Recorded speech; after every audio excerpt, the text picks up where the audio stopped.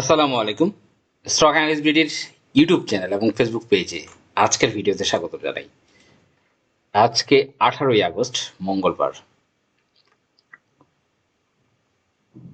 Dhaka stock এক্সচেঞ্জের সর্বশেষ update নিয়ে কথা বলবো, আশা করি সাথে থাকবেন। আজকেও মার্কেটে দেখেছেন আসলে আস্থার অভাব, মার্কেটে কোনোভাবেই দাঁড়াতে পারছে না। আজকেও 40 পয়েন্টেরও বেশি কারেকশন হয়েছে এবং 998 কোটি টাকা লেনদেন হয়েছে এবং ম্যাক্সিমাম কোম্পানি 262টা কোম্পানি কিন্তু আজকে প্রাইস দরপতন হয়েছে। এর মধ্যে ডোমিনেজ, তারপর আমরা দেখতে পাচ্ছি বড় দরপতনে বেক্সিমকো এবং অনেক কোম্পানির দাম কিন্তু আজকে কমেছে। আসলে এই মার্কেট কিভাবে ভালো হবে? মার্কেট যখনই ভালো হয় বা শেয়ারের দাম বাড়ে তখনই শুরু হয় নানান যন্ত্রণা। দেখেন, ফেসবুকে একটি নিউজ ঘুরে বেড়াচ্ছে, কারসাজিতে শুধু জরিমানা নয়, হবে ফৌজদারি মামলা। শেয়ার বাজারের গুরুতর বা উচ্চ প্রোফাইলের কারসাজি ও অনিয়মের ঘটনায় শুধু জরিমানা করে থেমে থাকবে না Bangladesh security and exchange commission. প্রয়োজন হলে এইসব ঘটনার ফৌজদারি মামলা করা হবে বলে জানিয়েছে সংস্থাটির চেয়ারম্যান মাসুদ খান। তা এই পদে বসে উনি যদি এই কথা বলে, মার্কেট কিভাবে ভালো হবে? এটা ইম্পসিবল।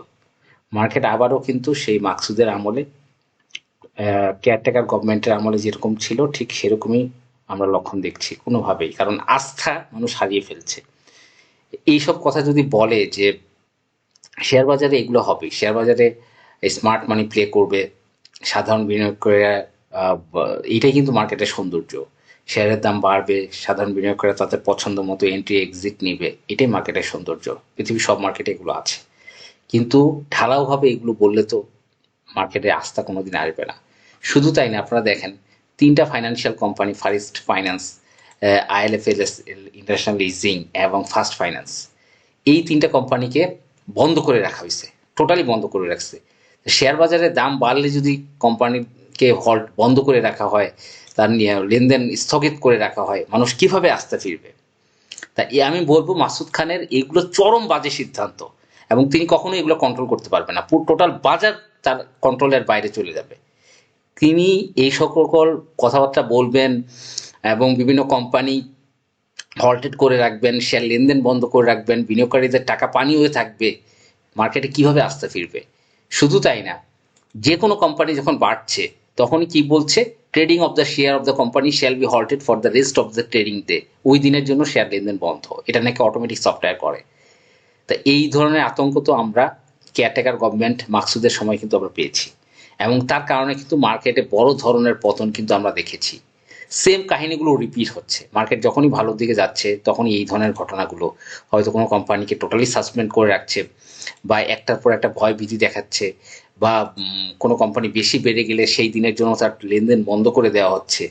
তা এইটা আস্থার অভাব কিভাবে হবে? এগুলো করবে আর বলবে যে security and exchange commission, DSE বিনিয়োগকারীদের পক্ষে আছে, তাদের মতামতকে প্রাধান্য দেয় বা এই ধরনের কথাবার্তা বলবে। আসলে এটা তো রং, টোটালি রং। তা এইটার কারণে কিন্তু মার্কেটে বড় ধরনের ক্র্যাশ হয়ে যাচ্ছে এবং বিনিয়োগের আস্থা হারাচ্ছে এবং বিভিন্ন কোম্পানি সাসপেন্ড করে রাখাতে এই সকল টোটাল মার্কেট কিন্তু একটা কলাপসের পজিশনে কিন্তু যাচ্ছে। তা আমি বলবো, এখনই বলবো মাসুদ খান চেয়ারম্যানকে, মহোদয়কে বলবো যে আপনি এই মানুষকে আস্থা ফেরানোর জন্য এগুলো টোটালি অ্যাভয়েড করেন। প্রথম কাজ হলো কোনো ধরনের ভয়ভীতি দেখাবেন না, মার্কেট মানুষকে, বিনিয়োগকারীদেরকে উৎসাহিত দিবেন এবং যারা স্মার্ট মানি আছে তাদের সাথে কথা বলবেন, কারণ তারা তো মার্কেটের প্রাণ এবং এইটাই সৌন্দর্য, মার্কেটে তারা প্লে করবে। এবং শুধু তাই না, কোনো কোম্পানির যতই দাম বাড়ুক, আপনি যদি মাঝখানে এরকম স্থগিত করে রাখেন, বিনিয়োগকারীদের টাকা পানি হয়ে যায়, তাহলে কিভাবে মানুষ অন্য কোম্পানিতে বিনিয়োগ করবে? জেড ক্যাটাগরি বন্ধ কোম্পানি বলে আপনি শেয়ার সেটা বাতিল করে দিলেন, সেটা লেনদেন সেটাকে ওটিসিতে পাঠিয়ে দিলেন, এটিভিতে পাঠিয়ে দিলেন, মার্কেটে পাঠিয়ে দিলেন কোম্পানি, তাহলে কিভাবে বিনিয়োগকারীদের রাস্তা আসবে? আপনি কিভাবে মার্কেট চালাবেন? কোনোভাবেই আপনার পক্ষে পসিবল না মার্কেট চালানো। আবার আবার কোনো কোম্পানির দাম বাড়ছে, আপনি ওই দিনের জন্য শেয়ার হল্টেড করে দিচ্ছেন। এই টোটাল কাজগুলোকে বন্ধ করেন এবং বিনিয়োগকারীদেরকে আস্থা ফিরে আসে। মার্কেটে যে যেটাই ঘটুক, প্রত্যেকটা, আমরা যখন ডিএসসি ভিডিতে যাই, ডিএসসি ভিডি ঢাকা স্টক এক্সচেঞ্জের ওয়েবসাইটে ডাইরেক্ট বলা আছে যে শেয়ার বাজার ঝুঁকিপূর্ণ, বুঝে শুনে বিনিয়োগ করুন। এখানে তো একটা শেয়ারের দাম বাড়তেই পারে, এই যে শেয়ার বাজার বিনিয়োগে ঝুঁকিপূর্ণ, জেনে বুঝে বিনিয়োগ করুন। ফেসবুক কিংবা অন্য কোনো সমর্থিত সূত্র থেকে সংগৃহীত তথ্যের ভিত্তিতে বিনিয়োগ করা থেকে বিরত থাকুন, এটা বলেই দেওয়া আছে, সবাই জানে। তো এইখানে তো সবাই ম্যাচিউর যারা বিনিয়োগ করছে। এখন এই ধরনের ভীতি সৃষ্টি করে যদি মার্কেটের বিনিয়োগকারীদের মধ্যে থেকে আস্থা তুলে ফেলে দেওয়া হয়, তাহলে মার্কেট কি হয়? মার্কেট তো কলাপস করবে। গভর্নমেন্ট কখনই পারবে না এটাকে টেনে তুলতে, কারণ এটা অনেক বড় একটা মার্কেট। তা আমি বলবো এই যে প্রবলেমগুলো আছে এগুলো সলভ করে ফেলেন, মার্কেট ইনশাল্লাহ ইউটার্ন করবে। তা যাই হোক, এই হচ্ছে বিষয়। আসলে একটার পর একটা ভয়ভীতি সবকিছু দিয়ে আসলে বিনিয়োগকারীদেরকে একদম শেষ করে দেওয়া হচ্ছে। ভালো থাকবেন বন্ধুরা, নতুন ভিডিও দেখার আমন্ত্রণ রইল। আসসালামু আলাইকুম।